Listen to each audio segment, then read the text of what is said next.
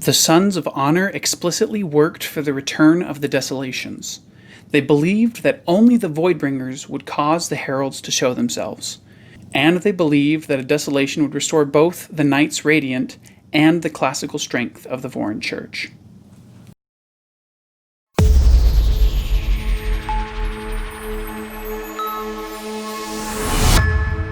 Today we're specifically focusing on the Sons of Honor, which was a secret society on Roshar that sought to return the Voidbringers, or the Fused, so that the Heralds could actually return and re-entrench the Vorin Church as the center of power or authority on Roshar.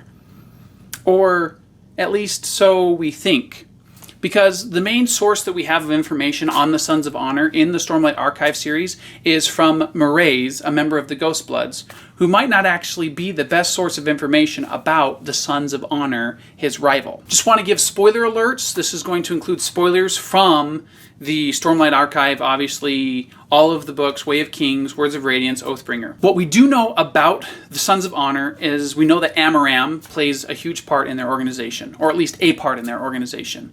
We also know that he writes to Ristaris, who is their apparent leader, saying that when the Voidbringers return that they have been successful, as if he had a part of them returning. We don't really get to meet Ristaris much except for a brief moment on the day where we see Kaladin become a slave. And Ristaris is that Storm Warden wearing guy who actually ends up branding Kaladin a slave. Not a great first impression.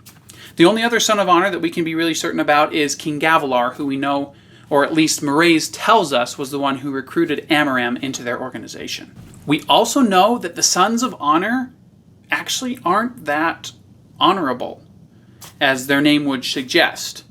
They really aren't afraid of damaging or hurting other people to accomplish the goals that they have. Part of this is what drives Amaram eventually to join Odium so that he can give up the pain that's caused by the guilt of his actions, so that he no longer has to feel that and relieving himself of fault. The name being kind of opposite of what the Sons of Honor actually are is also what makes me believe that the Ghostbloods have a heroic goal in mind. So you'd look at the Sons of Honor and think, oh, they would be awesome, and they really aren't. And you look at the Ghostbloods and think, oh, those are deviant, and actually really have a heroic goal in mind. Another little thing about the Sons of Honor is, if you look at it as an acronym, the Sons of Honor, TSOH, if you put that backwards, it spells host. So is that a little far-fetched? Maybe, but Brandon loves wordplay, and I would not put it past him. So if the Sons of Honor are a host, what are they a host of? Now let's be clear, the host that I am talking about is not at a dinner party. I'm talking more like something that has a parasite, something that houses something else within it. I think that the Sons of Honor are a host of Odium's bidding. For Odium, it would add a certain level of sweetness to be able to taint the name of his former rival, while being able to accomplish his own designs. And I think there are several evidences in the book that the Sons of Honor are doing Odium's bidding, or at least they are among the many forces that are being influenced by him. The first evidence we have of this, of course, is that the Sons of Honor are working to return the Desolations. Sounds pretty Odium-influenced to me. Second, in the prologue of Oathbringer, Eshonai seemingly interrupts a meeting of the Sons of Honor, and then Gavilar shows her a stone filled with void light. This is years before the Everstorm has come, and years before the ultimate desolation, right? And they have a rock full of void light, or a gem full of void light. How did they get that without Odium's influence? Just the fact that Gavilar is showing the stone to Eshonai also seems to be a little suspicious. It is this moment of him talking about returning their gods that seems to trigger his own assassination, which seems to be too perfectly orchestrated to be anything but Odium. To get Gavilar out of the way, and now he's able to work with a fractured Alethkar that is violent and warring against each other. About a page after Eshonai is approached by Gavilar, we find out how the Parshendi had Seth as a slave to begin with. Clade's slave was an assassin. Clade claimed that a voice, speaking to the rhythms, had led him to the man who had confessed his skills when pressed. Venli had apparently been with Clade, though Eshonai hadn't seen her sister since earlier in the day. The presence of Venli and the fact that some being or some voice talking in the rhythms led them to Seth totally tells or confirms to us that Clade or the Parshendi were led to Seth by a Void Spren.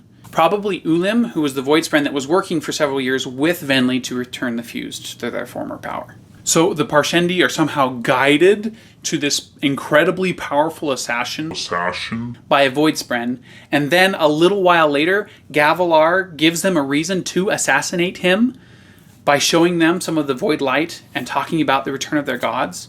It totally seems like Odium was wanting to destroy the unity of Alethkar by killing Gavilar, and he used Gavilar as a Son of Honor to dispose of himself, per se. What appears to be a large folly of the Sons of Honor is that while they understood that the desolations hadn't truly ended, they acted like they didn't understand that the heralds were still on Roshar, and that they believed they would return in glory as they had in times past.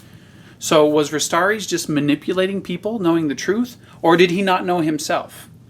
With all the other knowledge that Rostaris has, how could he have this part so wrong? Or, if it was that he was completely ignorant of the herald still being on Roshar, what will his goal now be that the Avastorm has come and the fused have returned? Did he just want to break the stalemate? I'm also really curious to know if Rostaris has some type of double identity and we know him in another sphere or not. Or maybe he's just himself, Rostaris. That is really all we've been given about the Sons of Honor. Their proclaimed goal has been accomplished, to return the Voidbringer so that the heralds will return, and Telenalot has come back, right? So, goal accomplished, check. Their main member, or the one most highlighted in the series, Meridus Amaram, has been killed. So, are they going to play much of a role in the next books? We don't really know, but I don't think that Rostaris has played all his hands. So I think that we're going to see a little bit more of Rostaris before all this plays out. Please comment below if you have any ideas about who Rostaris might be, or if you have thoughts on the Sons of Honor or the assassination of King Gavilar. Thanks again, guys, and I'll see you next time.